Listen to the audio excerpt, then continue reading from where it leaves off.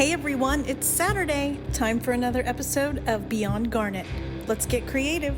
Maybe too intense for some listeners, may be unsuitable for sensitive people, may cause dizziness, may cause drowsiness, may cause excitability. Safety goggles may be required for listening. Take with food, avoid contact with skin, avoid extreme temperatures, and store in a cool, dry place. This is not legal advice, must be present to win. Contents under pressure may contain small parts. Listen at your own risk. Hey everyone, happy Saturday. Today you'll know my guests from films like Made in Cleveland, Miles Ahead, I Am Wrath, and Dark Waters. The wonderful and talented Mr. Jeffrey Grover. Hey Jeffrey, thank you so much for joining me today. My pleasure. Thank you for having me. Oh, absolutely. So you're kind of a staple here in a lot of the Cincinnati films. I never thought of myself as a staple.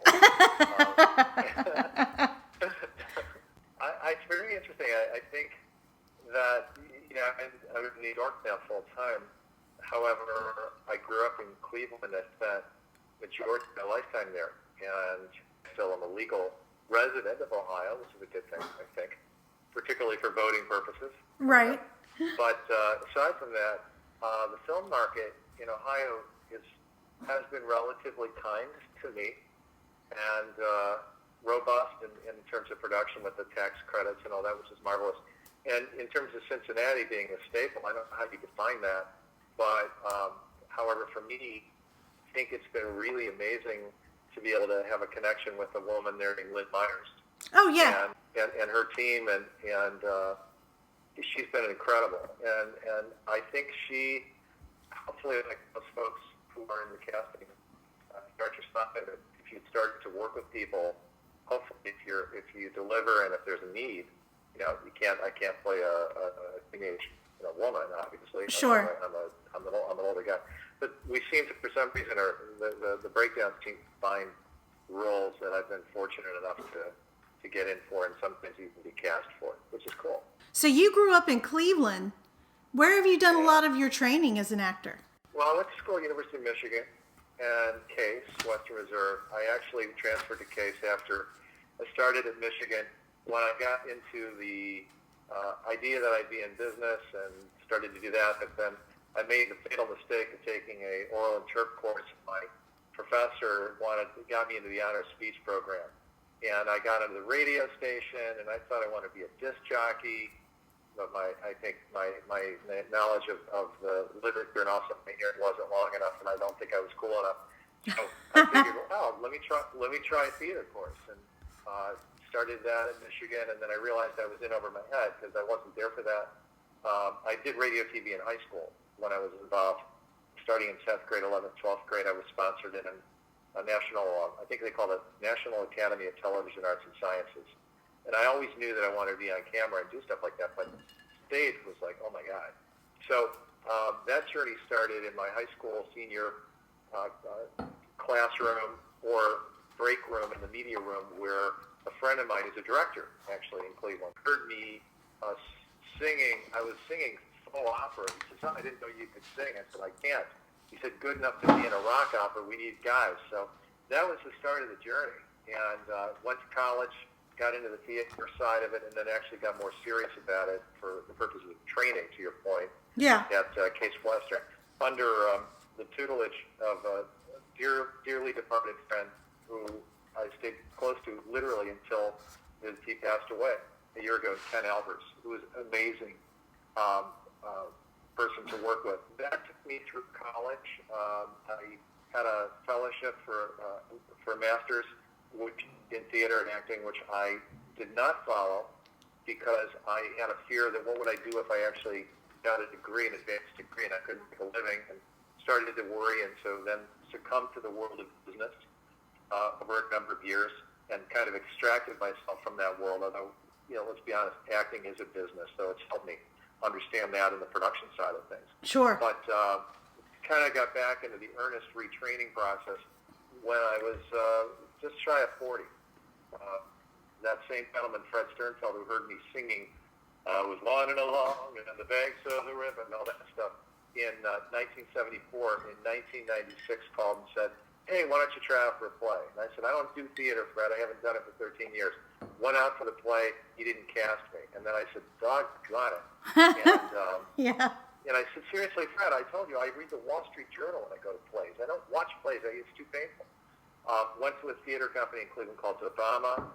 Very well regarded, was cast in something, and then opted out. And the producer, artistic director said, Jeff, what do you want? And she really called me on, I want to be an actor. And that's when I decided to get back into it and went out for the same play that I wasn't cast in. They needed to replace somebody. And in March of 97 started. That was 23 years ago. Oh, wow. So the training, though, you asked about, that was what I decided was phase 2 of my life, was to get as good as I could possibly get by being associated with really, really great people.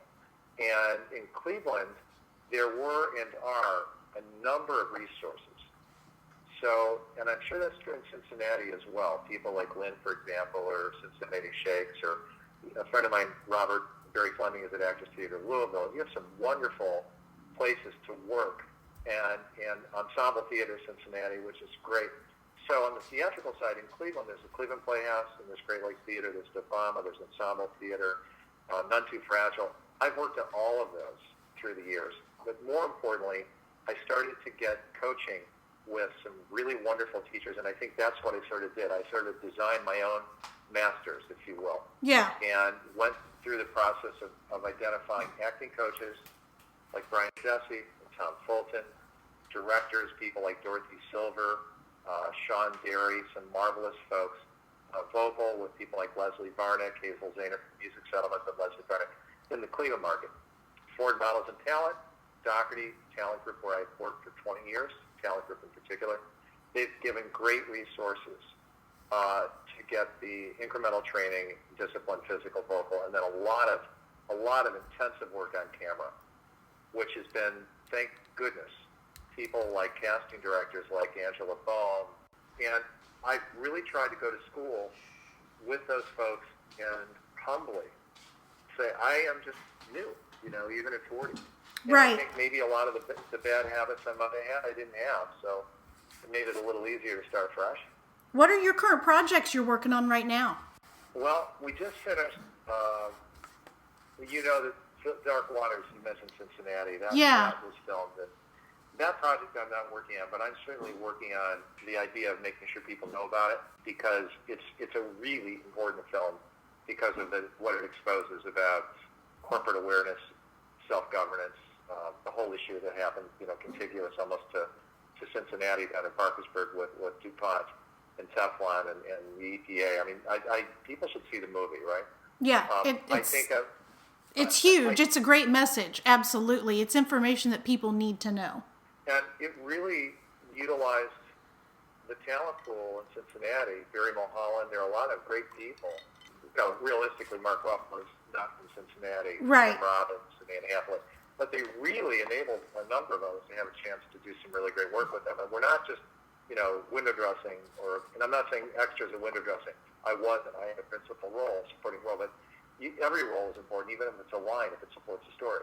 Right. That film, why I mentioned that is I'm really behind trying to find ways to get it out there, let folks know. I'm going to do, and a friend of mine at NPR in Cleveland who interviewed before the show was released, the film was released in Cleveland. I'm going to be a part of the screening on the 25th of March in Cleveland. I'm going back there from New York specifically for that, to be at a community screening, a free gathering, which they're doing to help more people see it, with a talk back. And it'll be really cool to enable people to actually discuss the issues you just mentioned. Yeah. And obviously from my perspective too. Other projects, well, I feel really excited. I just finished a play here called The Journey, and I'm in a really cool new 10-minute play as part of a really wonderful theater company here called Nylon Threads, called Margins by David Sussman. We're doing that this weekend. Trying to make sure I have my lines memorized afterwards. Yeah. And I'm going to do a short I was just cast in, LA-based team, that's going to be shot in Stover, Vermont, in a week and a half up in the cold. That is about a couple who are trying to conserve food over a very difficult winter in the late 19th century and take a pill to be able to chill, literally, while their daughter survives. Well, unfortunately, they wake up early. And there's a real problem that happens. It's a horror Yeah. genre. It's brilliant.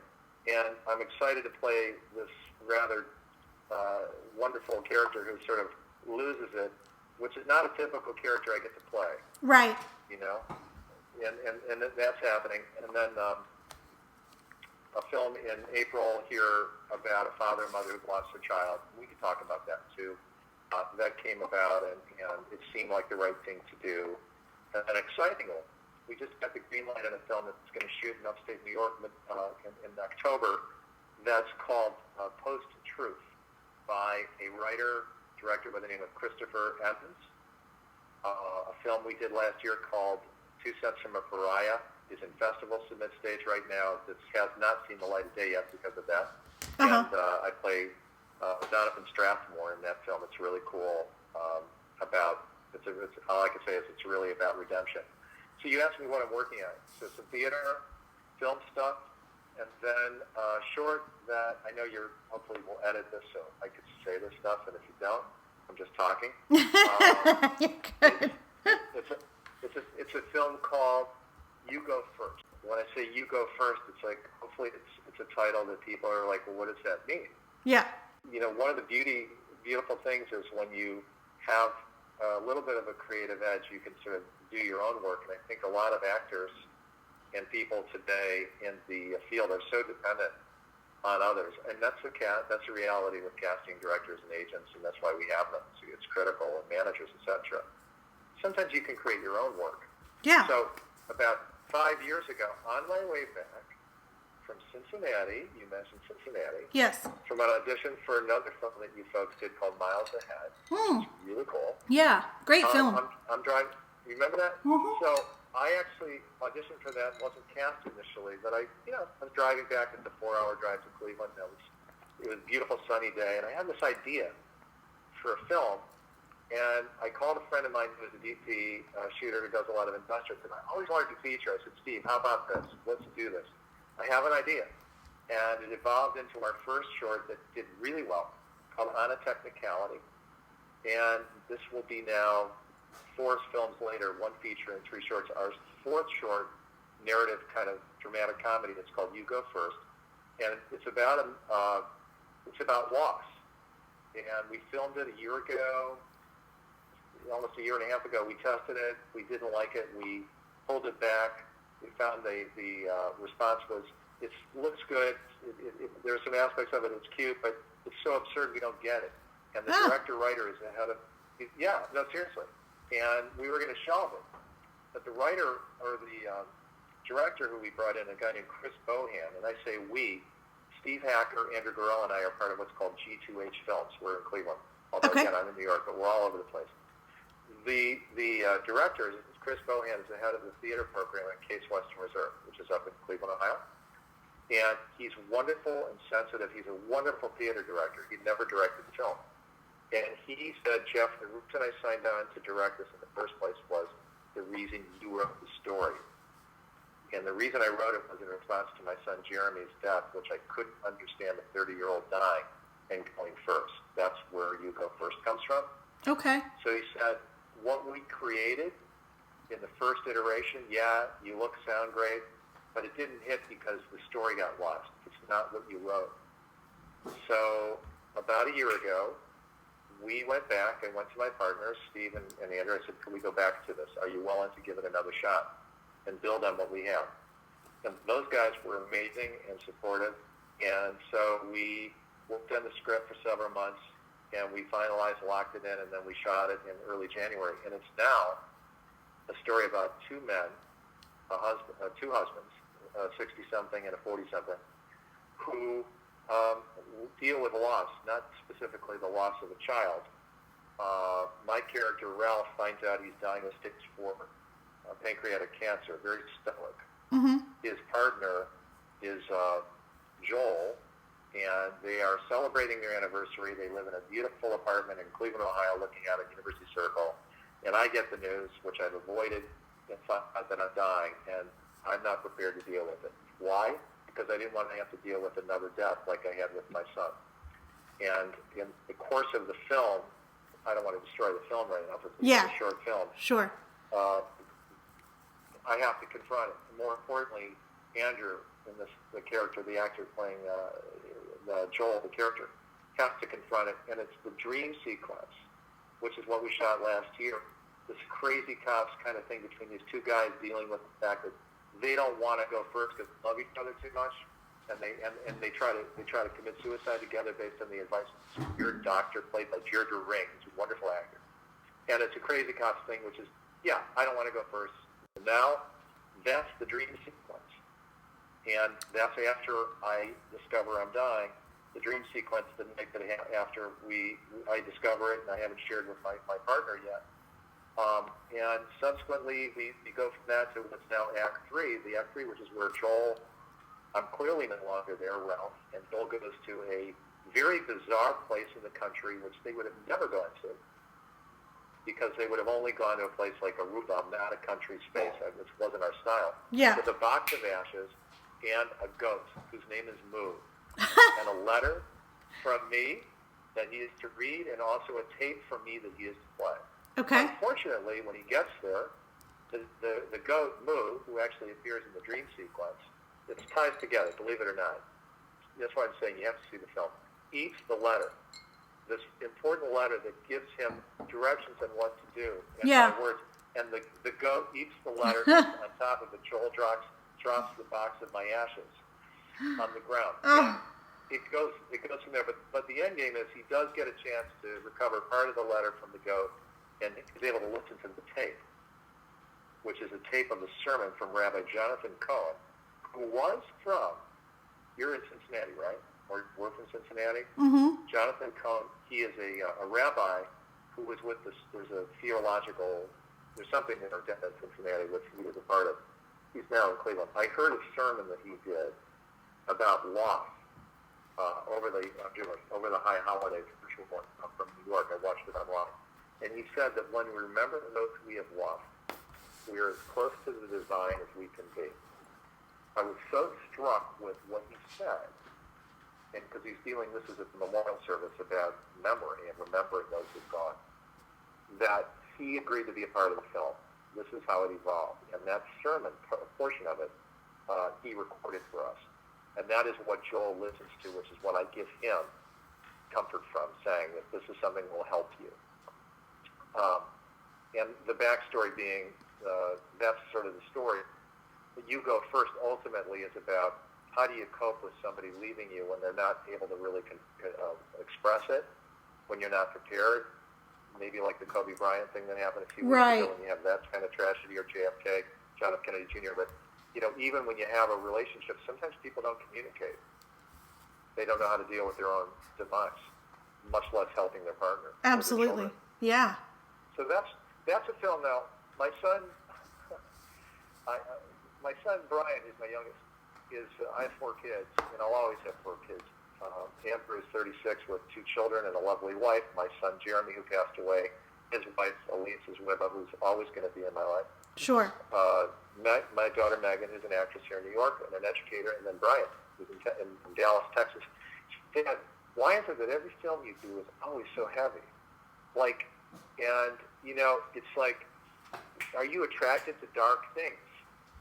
And I just described for you a couple of these other films that were short. You asked me what I was up to, right? Right. And this other one about, deep fake, or post-truth rather, which is about a guy who invents a technology to spy on people with algorithms and goes crazy. PTSD, goes crazy, leaves his family because he realizes he created the equivalent of a nuclear bomb.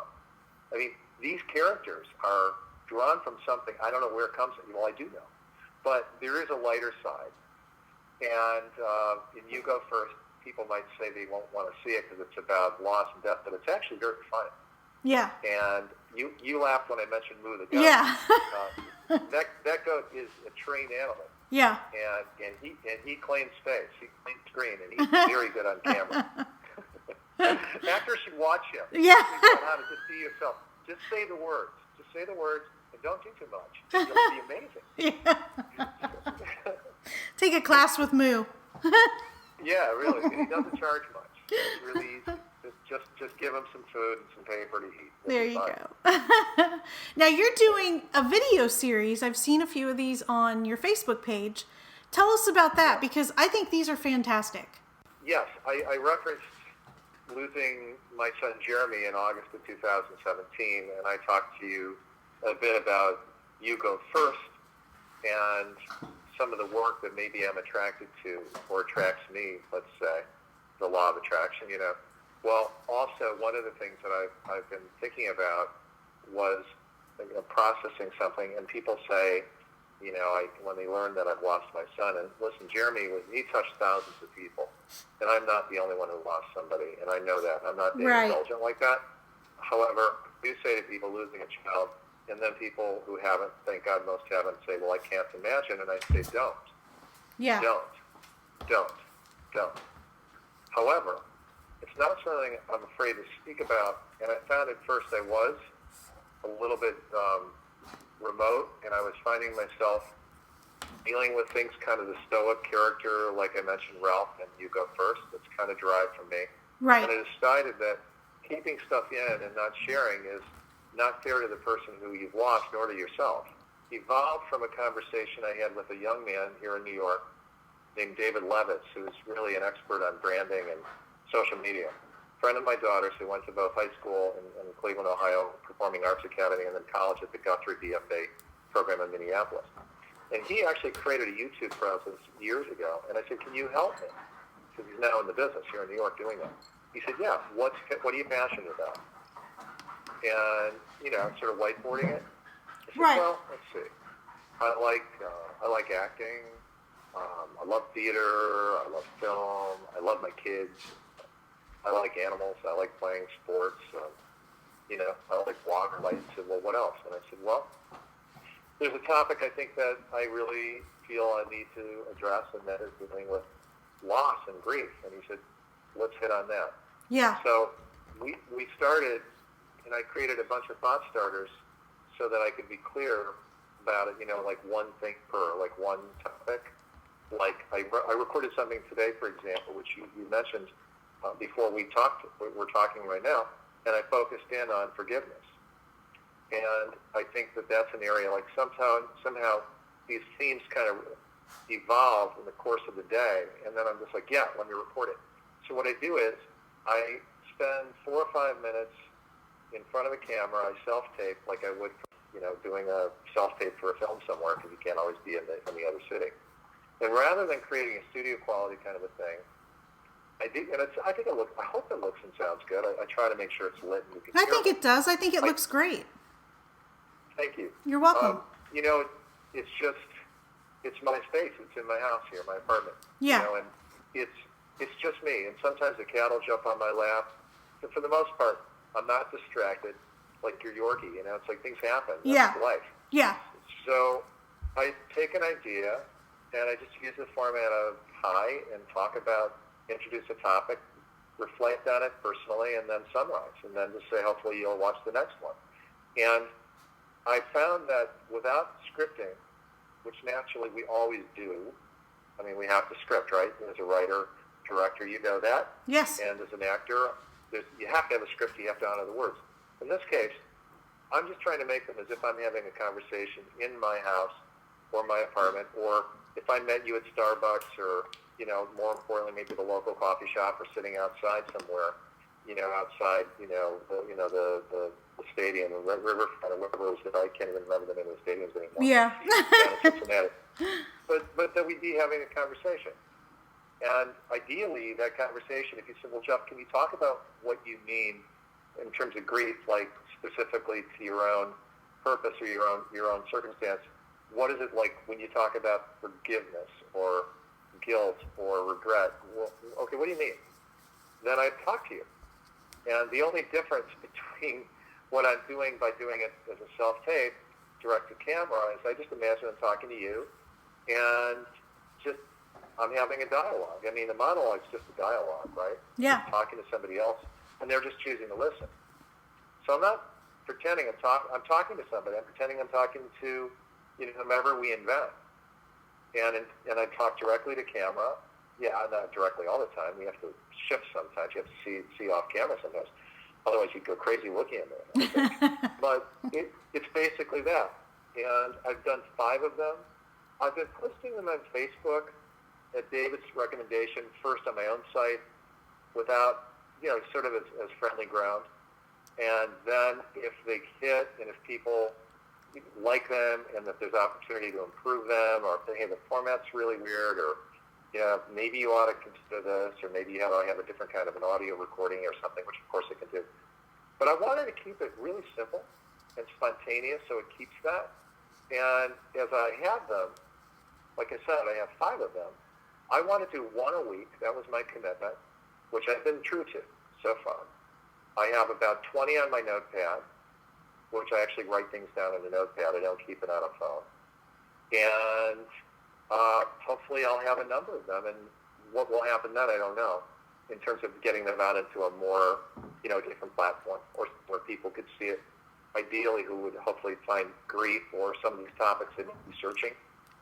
Or maybe somebody in Cincinnati might say, we have like there's a people in Cleveland, an actress I know who said, an actor I know, she's an actor, who said, Jeff, I share this with my grief group because I too lost my son. So I'm not charging. I don't want to monetize it. Well, that's the way the stock market's going lately. Maybe I should. But you know what? But have hope, right? That's Yes. one of my points today is just keep moving. I really do say that. Front end. You got to keep moving. But hopefully it'll find its way into a lot of tributaries. And wouldn't that be great if 1 or 2 people, and I'll never know, said, wow, I feel like I can apologize to my kid, or I can accept his apology now before, God forbid, something happened. And nothing hopefully will ever happen with our kids. Right. But hopefully maybe that'll add value to somebody's life. And it's not me as an actor watching a film. It's like just this guy, this random guy, who's sharing something, and he's vulnerable, and he's sharing something about his life, and that helps me too. That gives me hope. That makes me feel like I'm not alone. It could. That's what I'm saying. That's the unknown. We never know. Yeah, and that's what I love about those videos. You're touching on things that people don't want to share. You're touching on things that people typically keep hidden, and you're doing it in such a way that you're just completely open. And I love that. I absolutely love what you're doing. Thank you. Yeah. Well, I guess at some level, this part of me that still wants to do more work, and the idea is it's not all about just getting gigs. And I think, and don't you find sometimes when you do a play or you do a film, and you're immersed in it, and you haven't even shot it yet, and people say, well, what's next? Or actors, when they're in, they'll be in an audition space or saying, hey, what are you working on? What's next? I'm not talking about like you asking me. Right. That's part of what we're doing today. It's just like, why don't you just focus in on the fact you have a 5-minute opportunity, 3 minutes in a room. That's probably all you're going to get in an audition. You're probably not going to get cast because you're probably looking at people, that are 20 years younger than you are. But just embrace that. Stop thinking about what's next. This is what you're doing.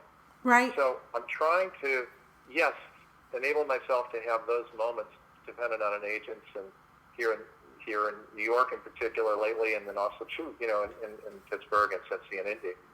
Wonderful. And Detroit. I love my agents. I really do. I put a plug in for all of them. And I mean that sincerely. I can't exist without them. And importantly, I can't exist without the casting directors who believe that I can deliver. That's sort of the thing. I must have it. But the series that we're talking about isn't to try to backdoor and say, hey, look at me. Right. It's more like, no, if those things happen or not, I don't control that, but this I can control. This I can control. Yeah. Whether one person watches it or 100 people, or maybe it'll be shown in an animal shelter and that'll give the animals some pleasure, whatever it is, that'd be great. Right. So who knows where it'll go? I don't know. Hopefully somebody will say, yeah, I think you should have a bigger platform. And as long as that's not what I'm doing it for, maybe that will happen. But right now, it's just about doing sincere stuff and seeing where it goes. Well, I think it's great. Keep doing it. Don't stop. Thank you. Yeah. Thank you. Now, who is someone in your life that inspires you? I'm sure you have a list. I have a list of inspirational people. But who's someone that really sticks out to you? It's interesting, and I think that it wouldn't be one that you would necessarily expect. It's my former mother-in-law, Mm-hmm. and I say former because she's still alive, thank God. I'm not married to her daughter, who was also extraordinarily inspirational to me. They both share the same first name and last name, Ann Thompson. My ex is, she lives in Cleveland actually. She's amazing, and I understand why she's amazing, because her mother is. And her mom is inspirational to me because she's gone through years and years and years of difficulty, hardship, not financially per se. She thankfully had a reasonable, what I would call middle-class life. She's the direct polar opposite to me. That's why I say it's unusual. I'm a very liberal Democrat. She is a strong conservative. She believes in the Bible in a way that she and I have had discussions, and I think because I'm Jewish, she may think I'm going to go somewhere that most people won't want to go after they're gone. But I think hopefully we've reconciled to the fact that maybe if she prays enough, I won't go to the forbidden land down under. Sure. I'm not talking about Australia. Right. But what's inspired me, her husband Ben, who just passed away a year ago Thanksgiving, had a very debilitating degenerative disease that caused him to lose the use of his legs. She literally was there for him every step of the way, and I use that word not deliberately as a pun, to enable him to maintain his dignity. He was a gentleman who inspired me in ways through loss of my dad, my mom, even our divorce in 2006-07. They still stuck by me. A lot of families don't. Right. They just said, goodbye. Yeah. And have been extraordinary to my children. My son Jeremy, who passed away, he said to me back in the early mid-90s, I remarried after getting divorced to my first wife. Flag alert here, but actually I was married total of 26 years between two wonderful women, and with 4 children. But Jeremy really wanted, because he had, when I divorced his mom and I divorced, he was only 3. When Ann and I got married a couple years, a year and a half or so later, after really reconnecting with her, which is marvelous, we went down to Raleigh, North Carolina. Jeremy came with me, and that's where her family lived, Ben and Ann. And he said to me, Dad, do you think it would be okay? And he asked Ann Sr. in this case, if I call her Nana, can I call her Nana too? And she embraced him. And it was amazing to me because she has such a deep, deep sense of family and giving and heart. And she's always been very devoted to her spiritual side. She reads every morning from the Bible. She writes. She makes wonderful, Afghans. She's made almost 100 of them. She individually makes for people in need. She volunteers. And she's the antithesis of me. I'm serious about this in almost every way, politically and other ways. But I love that woman because she continues to smile and move forward, and she believes in something so clearly in her spiritual path, her religious path, that as a human, she always, always, always has room for any of us. And when I've gone through loss, I found her in particular and her dealing with her husband's death and still having full family together over the holidays this past year and Thanksgiving, where I went, by the way. Imagine a guy who's been divorced from his ex-wife for 13 or 14 years who still is able to go to Thanksgiving with his family and still sit in that blue chair when I could get a hold of it, where I used to love to be, where I would rest back.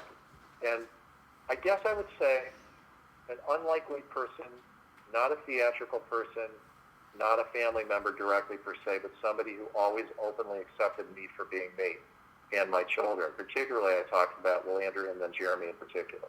Enough for him to want to call her Nana, maybe unbeknownst to other people who are and were and are wonderful grandparents to Jerry. Right. But I'm forever indebted to that woman and her courage. I wish I had that. I wish I had that consistency. Oh, that's wonderful. Yeah, it's hard fully express how grateful I am for people that have not given up on me. Yeah. We all need more people like that in our life, don't we? Yep.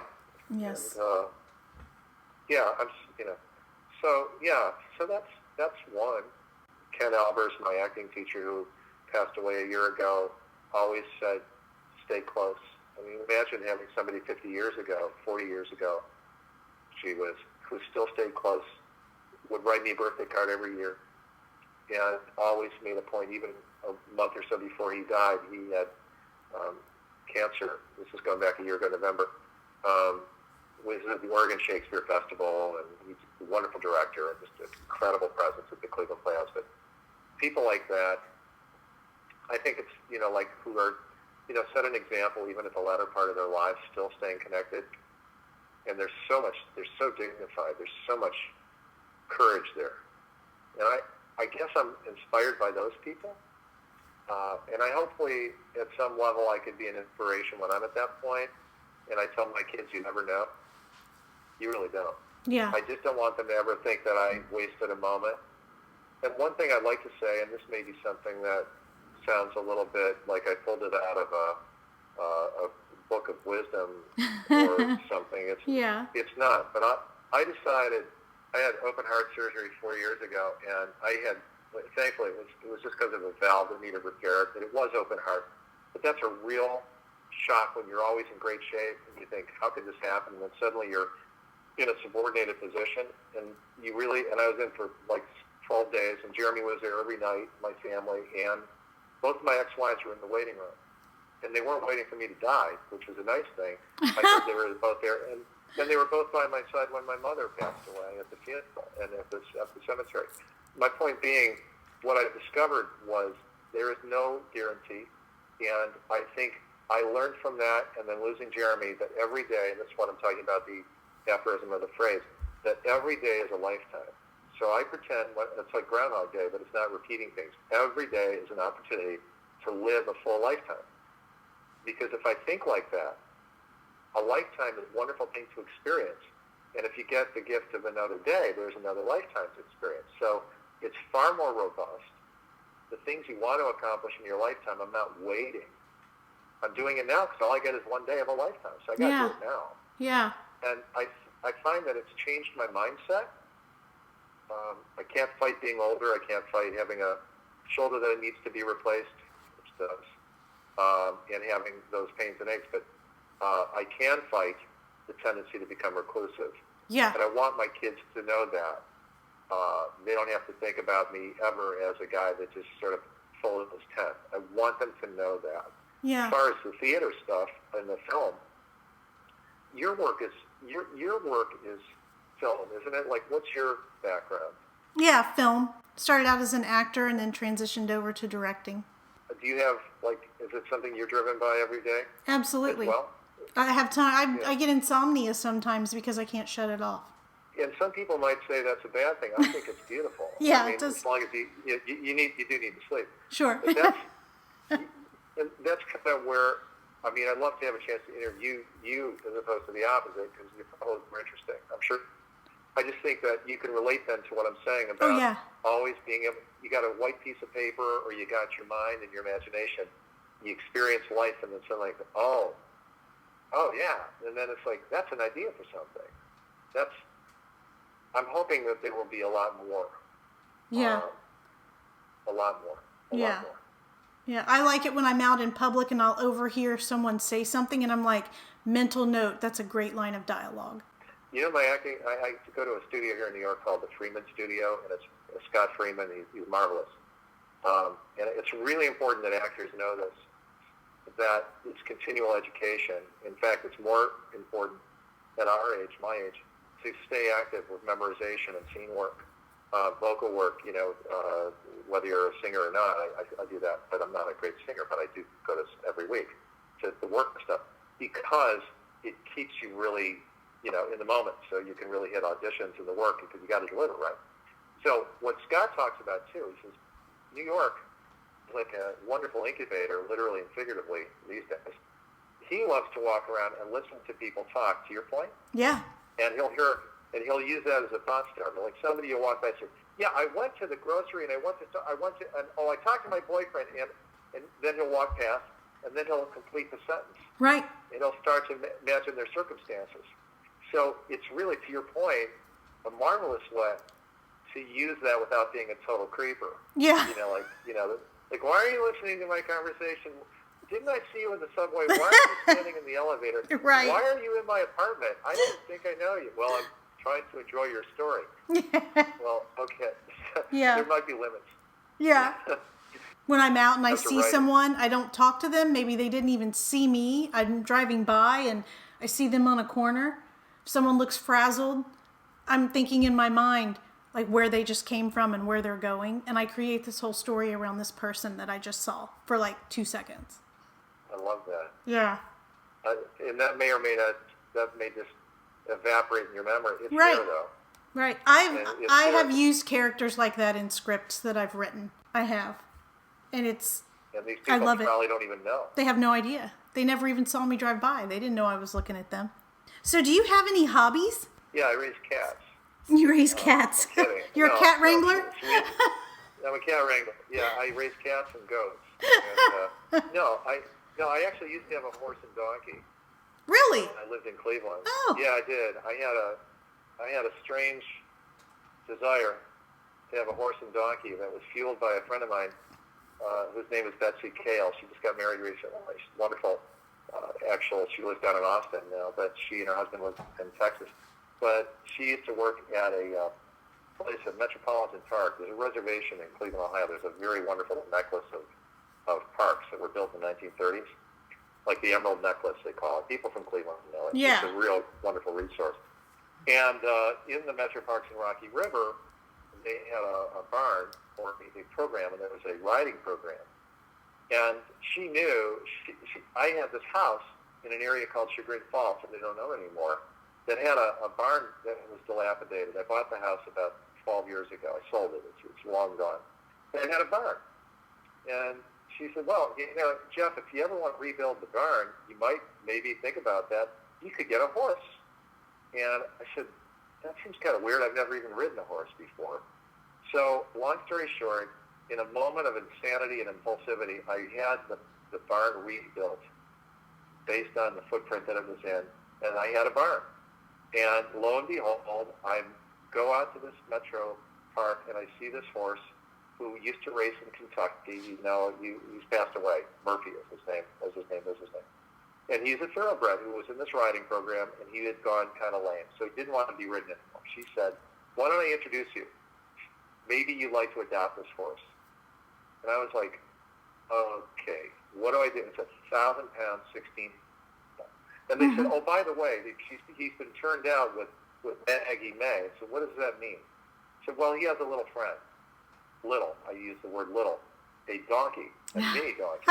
Yeah. His name was Maggie May. They said, so if you want Murphy, because the first horse I was going to get passed away, unfortunately. They said, but we have Murphy.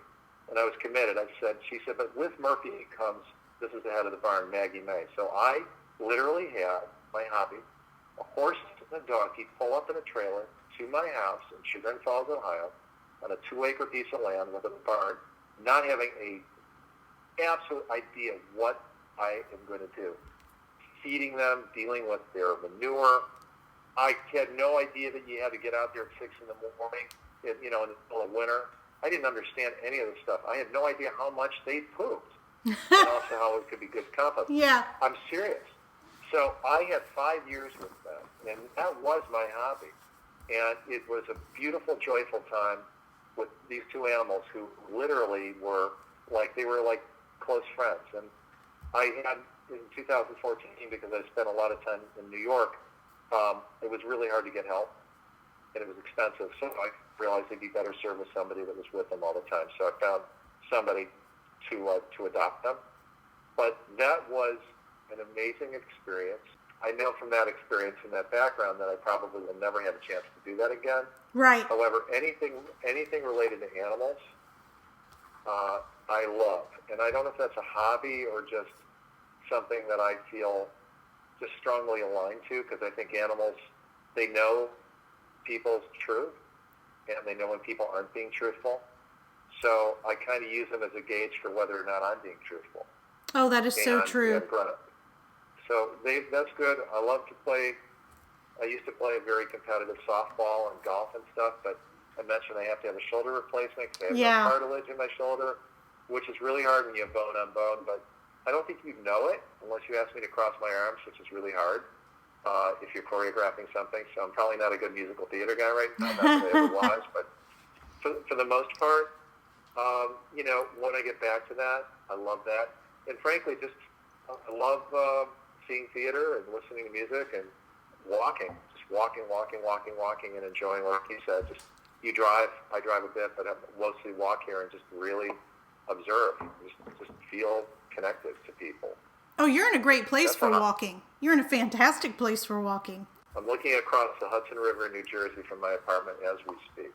Oh, wow. And then I can see Central Park on the opposite side from the kitchen. So, and when we're done, I've got about an hour before I have to get to a rehearsal at 4. I'm going to go for a walk and absolutely get a little bit of sun. Yeah. So yeah, it's beautiful. It's beautiful here. It's beautiful.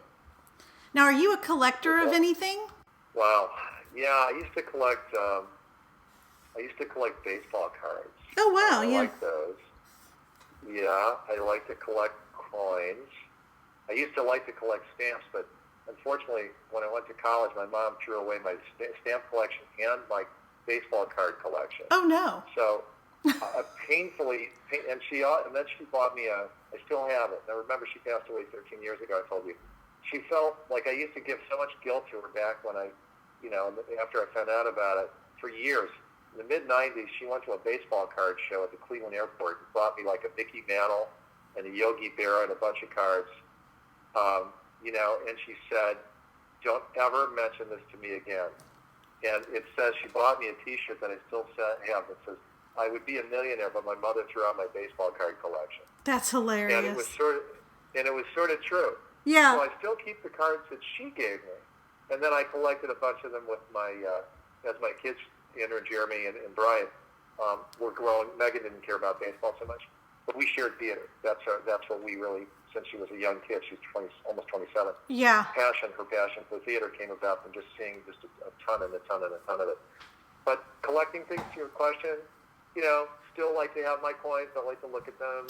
Nice. Still have those. My mom did not throw those out. And the baseball cards that have been augmented, and some wonderful pictures, maybe some theater posters, some film posters particularly, and also just some wonderful photographs from stuff that I like to have. Yeah. Now, who is someone you haven't worked with yet? I know you have a list. I have a list too. But who is someone you haven't worked with yet that's sort of on the top of your list that you want to work with in the future? If you'd asked me that 2 years ago, I would have said, and I had my dream come true, Todd Haynes. Ah, yeah. And that happened because I'd auditioned for Carol, and I made it to a callback, but I didn't get to the final. I always regretted that. But Laura Rosenthal here in New York and Lynn in Cincinnati were both great about keeping me in mind, and that opportunity came about, and they were wonderful advocates. Lynn Myers, speaking of, and I think as a result of that, I could say I crossed Todd off my list. But what I'd like to say is I'd like to work with him again. Sure. Very much, and I say that because I thought he was amazing, and I had 3 days or parts of 3 days, one full and parts of 2 others, but it was extraordinary. And then working with somebody like Mark Ruffalo and Bill Pullman was amazing. And there are so many of those people. And the reason I mentioned those two in particular, and I don't know if the next one would be somebody like, like Liam Neeson, I think is extraordinary. Yeah. And I find people like that to be Harrison Ford. Maybe it's sort of my wannabe. I'd love to work with a guy named Reed Birney, who's an actor that's been in a lot of things. He's a stage actor here in New York. He was in Humans. He's brilliant. Reed Birney would be the guy I would like to be at some point. I'll never be him, but never be him. My grammar's terrible. However, it would be great to be in a play with him. Right. I love or Jane Howdy show, people like that. And in terms of film, like you said, somebody along the lines of a Todd Haynes, another director. But in terms of actors, the reason I would love to work with actors who find a place in a film which they're passionate about, not as just a project, but something that they really believe in, because it's something like Mark Ruffalo said. He was so committed to doing Dark Waters, because I asked him, how is it that you got to do this? He said, I got to do this because of the Incredible Hulk. I said, what do you mean? He said, it's enabled me to do this kind of work. Not that that's something he doesn't like doing. Right. But he said, it gives me the ability to do something like this with Christine Vachon and Todd Haynes and others. And that's what actually Mark Ruffalo, what not Tim Robbins, but Bill Pullman told me, and also Victor Garber, because I had time with them, traveling back and forth and actually going back to New York with Garber once they're done. He said, these are the kinds of things that are important. So projects like the ones I mentioned, working with writers and directors, and I mentioned 3 to you that I'm going to be doing shortly, that's been by coming out, and they're not people I know, but as a result of getting to know them, they're all tied to projects that they believe in, stories that they feel like you do compelled to tell, and finding the best way to articulate it. Right. And so I don't know, but I don't want to judge them by their persona. And hopefully people would say they'd like to work with me, and I'm not Liam Neeson, and I'm not going to be able to, bring them fame and glory because, oh my God, I was in a film with Jeffrey Garber. It's like, who's he? But I would hope people find, that there's a true connection and that's worth something. It's more important than, saying you're in something. Did you have a great experience kind of really sharing? Sure. And learning and discovering together. That's it. I know when I first saw your headshot, I said, oh my goodness, that's David Mallory. It's an attorney in one of my scripts that I just wrote. So. Well, here I am. Let's work together. I would love that. Absolutely. Yeah. Yeah. So what is a big future goal that you've set for yourself? I actually have a goal. I wanted to do 4 films a year. I set that goal about 3 years ago, and I thought, can I do that? And I thought, well, that's kind of lofty. How do I do that? Now, that could be just shooting, in terms of your question about goals, I could shoot a short film and say, yeah, I was in a film. But I want to be in short films or films, features, comedies. I'd love to be in a comedy, yeah, because I'm funny. I am funny. I was in I Feel Pretty, and I think my little vignette with Amy Schumer was funny. Yeah. And I actually think the thing in Dark Waters, when Wallace was in court talking about the glories of Teflon and talking about, I think the real line had to do with liberated housewives throughout the world. It's like, it was a very funny line to me. Yeah. Just to say it straight and believable. So I'm glib, and I think that's one of my, I'm good. I'm good at saying things that people don't know if I'm serious, which is kind of important. I would love to do more comedic work, so that's 1. 4 films a year at the least would be 2. But hopefully things that are, whether they're short or feature length, whether they're by indie producers or studio. Right. I'm at least meeting those, and I feel like I'm certainly on track for that this year. I'd love to do that full time. I would love to be in films all the time. I did finally book and shot something for a television show called New Amsterdam. That's going to be my episodes on a week. I think on St. Patrick's Day next week, whenever it shoots, when it's on NBC Universal. And that was a goal. I've kind of crossed that off my list because television's hard to break into. Sure. Yeah. A lot of pins, holds, and thanks and no thanks. And finally, it's like, yeah. So I'm good at that stuff. But those are sort of a goal. And there is one that I'm excited about. I want to see it come to fruition. So about 15 years ago, I was cast. I was fresh out of the box. Remember, I told you that I started kind of acting after Not in 1997. So I was working with Talent Group, which is in Cleveland. Yeah. And still with them. They're wonderful. And they had submitted me for a film called Trumpet at the Walls of Jericho. And it was a film about Samuel Harrison, who's with the 54th Black Regiment. I think it's 54th. It was in Glory, the Matthew Broderick film. I think it was Matthew Broderick. But it's very famous for their work on Morris Island back in Charleston, South Carolina. But truly, getting people of color into the military, and many people, an obscure gentleman by the name of Samuel Harrison, who was a minister, who was, I think, the minister of that regiment. He was from Pittsfield, Massachusetts, I believe. Long story short, I was cast in this film, which aired on PBS. It had it's a 2-hour long form docudrama with a guy named Mike Kirk, who was the writer-director. Went in for auditions. Remember going in on a sunny evening in the middle of August or July and not knowing what it was. And it was for John Brown. John Brown was an abolitionist, and I just knew John Brown's body. Remember John Brown? He was moldering in the grave. And John Brown, I thought, was kind of this whacked-out guy that went and fought people and got hung, Well, yeah, but the character was a part of this film. Afterwards, I said, I really like your work. Why did you do this film? He said, Jeff, because I believe in the idea of the anti-slavery movement, the abolitionist movement in particular, and I want to be able to call attention to racism in this country, and particularly the heroes that brought us forth to be able to abolish slavery in this very imperfect world that we're in, and continue to bring them to light, to contemporize them. So we started to work together, and we created a company that we actually raised capital for, and we were going to break escrow, but it turned out that something we were working on was pulled back. So we actually returned all the money to the people that put money into it. It was called North Star Films. And we were working on our first series called The Abolitionists, which is going to include, among others, Frederick Douglass, Garrett Smith, Harriet Tubman, John Brown, getting back to the original premise of not only working on Samuel Harrison. Well, that laid fallow for 12 years. Fast forward to 2019. Because we stopped working together in 2007 because we just went our separate ways, amicably. That happens. Sure. Jeff, I have an idea. And you asked me what my goal is. I believe it'll happen. He said, I want to revisit this. The time is now. We're in a position where there's a lot of civil unrest. There's a tremendous amount of lack of understanding between races. There's a lot of inequality. In that we see it in the gap in terms of opportunity.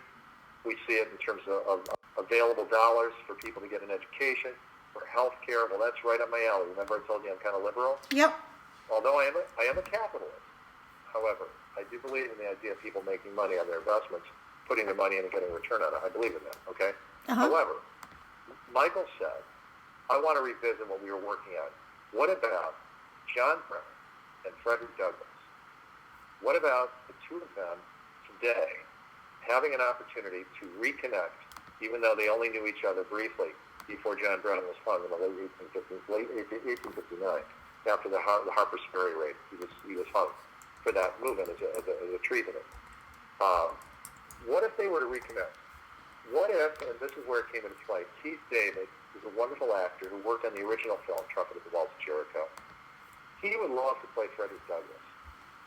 You, John Brown, you guys together in a studio, interviewed by Oprah Winfrey, as the characters, not as the actor playing the character. Also, using Lou DeCaro, who's an expert on John Brown, who's here at MLU, and another gentleman who's an expert on Frederick Douglass, enabling this information to be formulated into a 42 to 44-minute piece that could be aired in the Oprah network. You guys playing truthfully and faithfully with the historical experts, renowned historical experts in both characters, both people, in a contemporary format whereby their stories, your stories, and their words get brought to light. And particularly, the question is, did the work that those historical people do, did they lead to something? Did they pay off? Are they still waiting for the liberation that they were trying to accomplish? And that resonated with me so much. And we've been meeting on the phone, Michael and Keith and myself, for the last 2 months at different times. Keith's a very active, he's very active. He's shooting a series in Atlanta, and he's a film actor, and he does a lot of VO. People would know him. Right. And I'm not bringing him into this because it's not committed yet. But the idea was we created something as a pitch. And what I would love to see happen is that somebody like Oprah Winfrey or Barack Obama or Michelle, who is very passionate about this area, sees this and says, yeah, we'll greenlight this. You produce it, we'll air it. There's so much energy, and this has been gestating since 2005 when we started with Trumpet. So that's what I'm trying to say to you. You can't give up on something. Just like You Go First, that film I mentioned to you. Yeah. Just because it failed, so to speak, it didn't fail. It pointed out what needed to be done. Proof will be in the pudding. But if people were sincerely interested in the story to begin with, why just discard it like another play you just did and move on to the next one? Right. So that's kind of exciting. So from my words to somebody's ears and somebody who just sees and feels that passion, this could be something very, very important. Just like the Ruffalo film, the Todd Haynes film being something important about bringing to light the fact that we cannot just trust the government and self-regulation to be able to keep us safe. Do not do that. Yeah. That's a fact. And so that's my passion project. Very cool. Now, where can people find you on social media, and where can they find projects that you have performed in? I think I have a fairly robust website. It's at jeffreygrover.com, and my reels are on there. I have a comedic reel and a dramatic reel, putting together another one with just Dark Waters stuff that, because it was really some wonderful coverage in that. And then things from different commercial shoots. If anybody's ever seen Angus Beef, I'm actually really fun ad. I'm the old guy in that one. But a grizzled look. You could see you with a beard. Yeah. But there's some different things on the site. So to answer your question on social media, that has that, and it has resume and a lot of different things and links to various sites. Also, IMDb, I think, has things, and Actors Access, Backstage, New York Casting Frontier, all of that stuff. Yeah.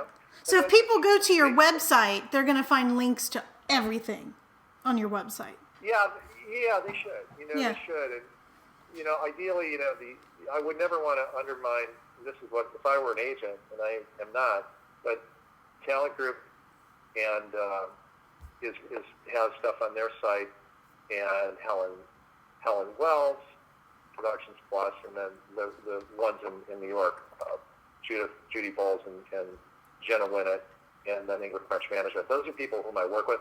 They certainly like the idea of me creating more brand awareness, but their job is to sell me, and not necessarily, I don't want to compete with them by trying to put stuff out to the same people. Yeah. It's like there's only so much that people can tolerate. So I try to be careful about that. But, however, I should say, this but is not. Yes, and however, there is a lot of stuff that people can find on the website, and then just, like I said, social media, Facebook. I Yeah. also have an Instagram. I'm not a really good, I have things on there, but I think my Facebook has a lot of stuff, and maybe the danger right now is that we do have too many things on Facebook. However, there is a fair amount that lives there too. Yeah. Yeah, Facebook's, it's a necessary evil. That's what I like to call it. Social media in general, to me, is a necessary evil. It really is. And there's actually a book I was given by the writer of this film that I'm going to be doing that's called Post-Truth. And it's really dealing with the issues associated with the proliferation of content that we've enabled through Facebook and sharing information and not even knowing. Yeah. And the danger associated with that. It's called The Age of Surveillance Capitalism by Shoshana Zuboff. Zuboff. It's the fight for a human future at the frontier of power. And it talks about, literally, what we need to know, talking about Dark Waters and what we need to know about products we consume. This is what we need to know about the, sharing information in a way that may put us at risk. Yeah. And I encourage people to read that book. I'm just working through it now, but that's the basis of, that's what motivated Chris Emmons to write Post-Truth, actually. Oh, wow. And it'll have a wallop. It's quite, it's going to be quite a suspense thriller, but it's got a great deal to it that's based on something that will resonate with people. I think. Yeah, because it's a big deal. I mean, the thing I hear people talk about the most is I was having a conversation with someone the other day, and then the ad popped up in my Facebook feed. That happens a lot. Yeah, what you were talking about. Yeah, it's crazy. Do you ever worry about making sure that you have your laptop, that you have that covered, the lens? My lens, it's covered. All of it. Yeah. No, Yeah. but I mean, not that we're doing anything It's scary. weird, It's scary. Yeah, it's just disturbing. like my portal. My kids got me a portal so that I could talk to them, and it follows you around the room. And a friend of mine came over and said, "Do you realize that your portal, that you have that thing that lens totally exposed?" I said, "Well, I'm not on the phone right now. I'm not talking right now." They said, "You're not getting it, are you?" And so, of course, I put something over it. Yeah. But I'm just, unfortunately, maybe at my own peril, I'm not paranoid. Yeah. So maybe we should be. One more question, or actually, yeah, you could call it a question. If you could give advice to any of the listeners who are thinking about acting, what would your advice be?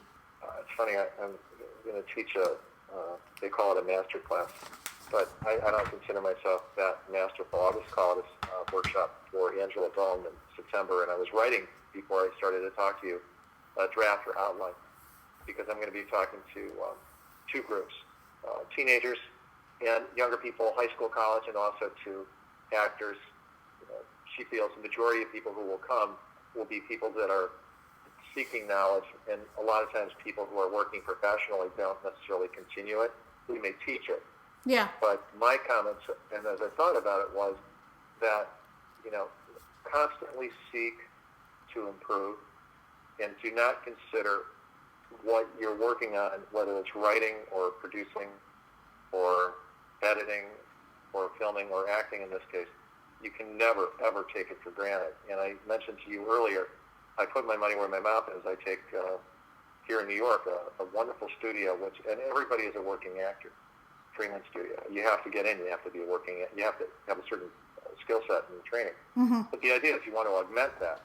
Constantly seek ways to improve, no matter whether you want to be, if you will, a musical theater star. That doesn't mean you should say, well, I don't have that great of a voice, so I shouldn't take voice lessons.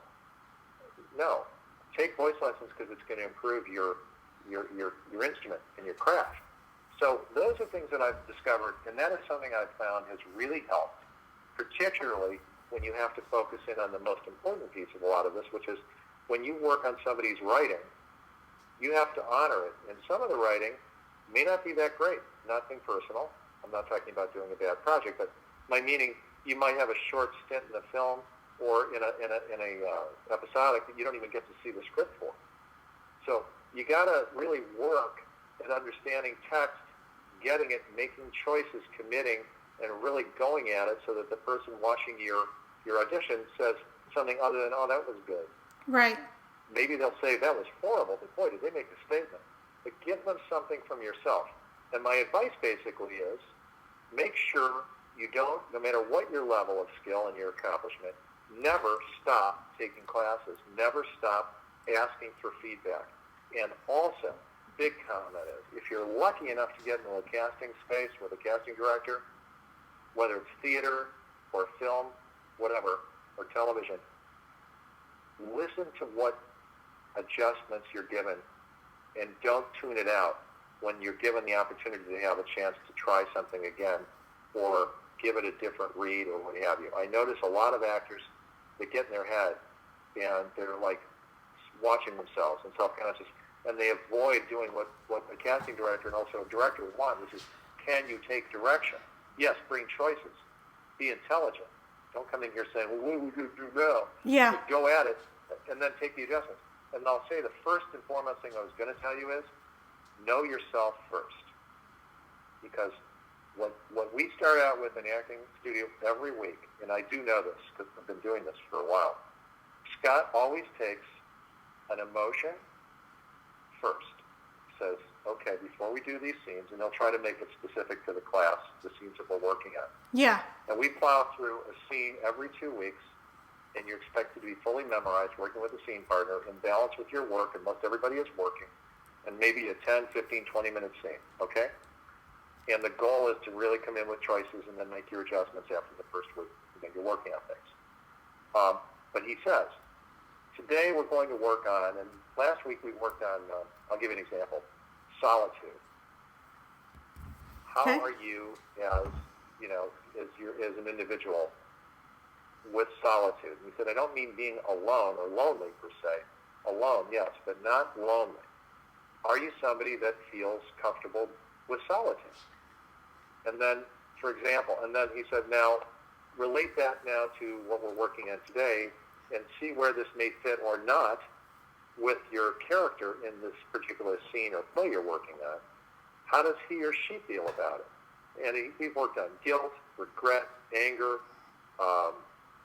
sexual desire, all of them. And he said all of those things reside in you. They're not intellectual. They're in your body. So identify where that is. And he said, as an actor, it helps you to know where that resides so you can draw upon it. Sometimes it's just right there, and sometimes you have to really work through it. We all are trained differently, whether, whatever your method in Stanislavski or Chekhov or whatever. Right. A lot of folks have different iteratives. But he said, if you know yourself first, you can keep an inventory of this. And that's what I'm saying to you, people are listening to this and actually following maybe advice.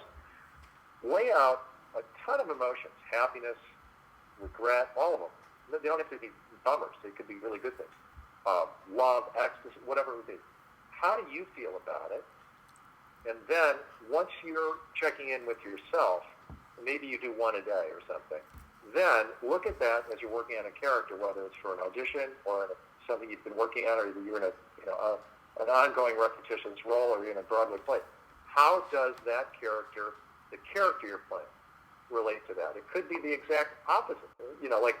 Like spontaneous laughter we worked on. How many people spontaneously laugh? Not everybody. What if you have to? Yeah. Well, how do I feel about it first? So that's what I recommend. Know yourself. And I guess the last thing would be, because you've given me a lot of generous time here. That's all right. We love it. Well, I don't like to spend time. I told my kids this. I told my kids this years ago. I will always love you, but I don't have to like you. And by that I mean, be kind to other people. Yeah. Because then I'll like you. And me too. If I'm not doing it, if I'm in, Jeff Grover time and starting to get full of myself, which I do sometimes, and frankly, it does happen. I know when that happens. It's when I feel insecure. I start getting arrogant. No, I do. I know that, though. Yeah. And then I have to figure out why, and I know that. Maybe I've been rejected. I haven't gotten a call back. I feel like nobody cares about me. Whatever. And then I think, stop it. But the thing that I try to get at is that I really like to be, in the acting profession particularly, around people who are not doing it as a way to build a dearth of social contact, which they need, and that's community theater oftentimes, which is great. But on the professional side, even in community side, they're important too, critical. I mean, it's not everybody, we're all doing it, right? Make sure your reasons are noble, that you want to honor the story. The story is the client. The story needs to be preserved, whether it's written by Oscar Wilde or William Shakespeare or you or me. If you're involved in it, commit to helping honor the playwright, the writer, and the director and the team so that you're bringing your true self to it. Do not look at it as a vehicle to be seen, although we all want to do great work and be told we're good. But at the core, you should know that you're good and bring your best to it. It's not going to happen if you're vanity in front of you, or if you're just doing it because you're trying to, one up on somebody, which to me is vile and egotistical, and the kind of thing that makes me say to somebody, I wouldn't tell them this, I don't want to hang out with you. Yeah. Like I said about liking somebody. I mean, I love everybody, right? Well, I don't really. I love my kids. But I love people. But I'm not going to hang out with them if they're in that space. I hate that. And the more talented the people are, and I notice that here in New York particularly, there's so many, you can't afford to spend a lot of time doing that kind of stuff because, it's competitive, but we're here to help each other. And I think the more you focus in on helping the other person, whether it's in the scene, the audition, if you're a reader in an audition, I get to do that next week for the Mint Theater for Jonathan Bank. I can't wait because I love the opportunity to not read for him, but be a reader. Oh, yeah. I want to be able to help the actors, I've never done that before. I've done it, but I really wanted to. So that's the spirit I'm trying to get at, is what I think is sort of no. And if you're dishonest with yourself or saying, no, I really committed to this story because I really believe in it, I want to do this, and you're thinking, it's going to make up for a personality problem I've got, and I'm angry at the world, and I basically want to do this, then, get some therapy, but don't bring that, therapy's good. don't use that as therapy. Yeah. Use the therapist outside, but come to the set or come to that audition or whatever with your full self present. Yes, absolutely. You're doing everyone a disservice if you don't. That's a You're fact. doing yourself a disservice, and if you're absolutely. yourself, it's not the right thing. So I'm going to send everyone to jeffreygrover.com so they can find you on social media. They can find all your work. They can check you out on IMDb, all that good stuff. But I appreciate your time today. Thank you so much for joining me. I am very appreciative, and I'm very flattered that you were willing to include me. I really am, and hopefully we'll have an opportunity to work together. Yeah, I would enjoy that very much. Okay. Yeah. Well, enjoy your walk and well, enjoy your... What are you doing today? You said you had a class. Do you have a class you're going to? I have a rehearsal for Tartuffe, and then I am going to see a shots program at my daughter is a director. She directed something here with a bunch of people on an original play. I'm going to do that at 8:30, and in between that, I'm going to try to actually get a little more time to work on this play that we're doing this weekend and make sure I fully memorize this other thing. Oh, fantastic. So, yeah, anyway, that's what I'm doing, and hopefully maybe the stock market's improved a little bit since we started. Well, keep your mind off the stock market and enjoy your creative day. Well, the good news is I'm looking out at a building. I'm on the 39th floor here. I have not seen anybody jump yet, although I will say they don't allow the windows to open beyond a certain level. And that's why probably people. But I do see a bunch of people sort of standing by their windows, so that's not a good sign. They're on standby. They're waiting. That's terrible. Yeah. All right, Jeffrey. Okay. Thank you so much. My pleasure. All right. Talk to you soon. Hey, you're welcome. You too. All right. Bye-bye. Big shout out to Kevin MacLeod over at Incompetech for our super slick theme song, Jet Fueled Vixen. And a big shout out to Michelle Lawson for our super amazing disclaimer.